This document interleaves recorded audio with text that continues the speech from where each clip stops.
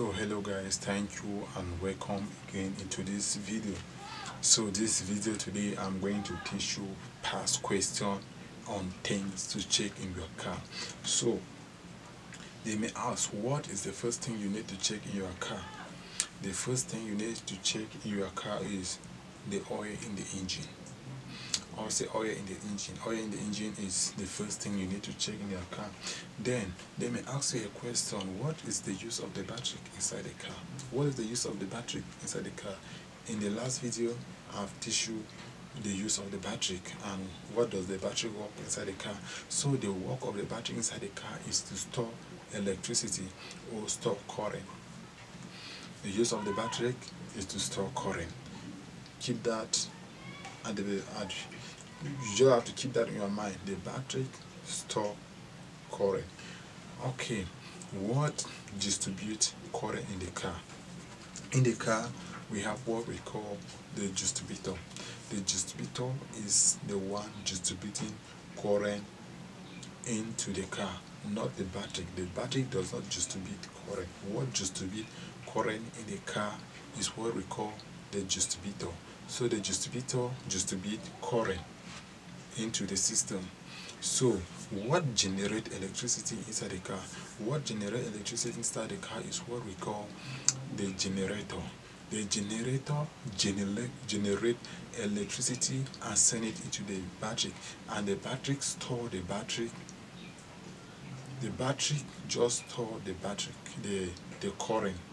Then the distributor now distribute current into the various parts of the car. So those are some of the things you need to know about current. We have the distributor, we have the generator, we have the battery. The battery store, the distributor distribute current, and generator generate electricity inside the car. What store current? What store oil in the engine? Oil in the engine is stored in what we call the sum. The sum is what store oil in the engine. You just have to take good note of that. The oil in the engine is stored in what we call the sum. You have to also take care of the sum. The sum store oil. Then the next question you may meet: what instrument is used to measure the oil in the engine? Question again: what instrument is used to measure the oil in the engine? The oil in the engine is measured with an instrument we call the dipstick. The dipstick is that instrument that we always removed, we wipe, we check our oil. That is what we call a dipstick. So I know you have taken good note of those things that I have taught you, because in any exam you may meet any of those things and they will always appear. Knowledge about the car first. Then we also said you have to check the tires of your car. They are very important for you to check the tire of your car. So when you will see another question, the most often cause of burst tire is A, under inflation. Under inflation means you do not put enough air into the car. Then we have what we call over inflation. So what is the correct answer? What is the main cause of tire burst of your car? The main cause of the tire burst in your car is under inflation. When you do not pump your tire well, your tire can easily get burst. So you just have to take good note of that. That if there is not enough air in my tires, my tire can get burst at any time. Yes, you just have to take good note of that. That my tire can get burst because of what? Under inflation. Under inflation means you do not put enough air into your tires. So those are the questions you may also meet. They may also ask the question: the boot, my trunk, can be also opened inside the car. True or false? Can you open the trunk, your boot of your car, from inside the car? The answer is yes. You can open your boot of the car from inside. that is at the left, side of your seat. There is always a boot cover there to open your boot inside the car. So you just have to also take good note of that. So the next question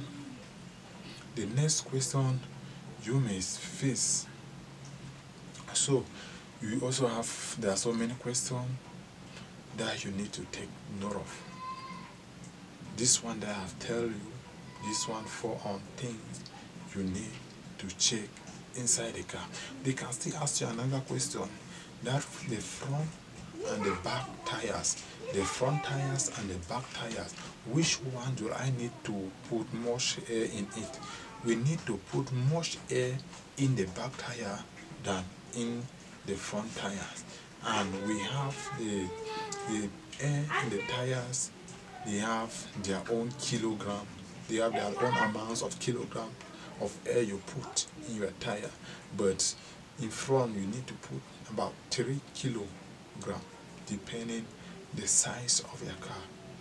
So those are some of the things we also need to know. The front seat of the car, we call it the second group, and the back seat of the car, we call it the third group for passenger car.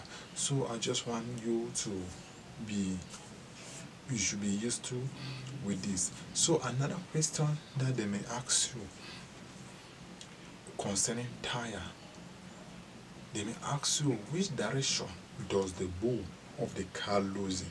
Which direction of the bow of the car losing? Does the bow of the car losing clockwise or anti-clockwise? Anti-clockwise is the reverse side of the clock, and clockwise is the normal clicking sign of the clock. So which direction does the bow of the car losing? The bow of your car losing on anti-clockwise. You just have to take note of that. The bows of your car, any bow, they're losing anti-clockwise. And if you tie the bow on the opposite direction, the bow will losing very fast. When you turn the bow and put it on the opposite direction, know that the bow losing very fast. But if you want to tie the bow of your car, you tie it clockwise. When you want to loosen it, you're losing anti-clockwise. I know you have to keep this because you may meet it in your exam. So thank you guys. I will be bringing you more details about driving. Driving is very good and you have to take good note. What are the keys concerning driving you need to know? Thank you guys for watching this video. I will be bringing you more video concerning driving and to open your head, give you knowledge, everything you need to know about driving. So this one is the knowledge about the car first before driving. So thank you for watching. See you.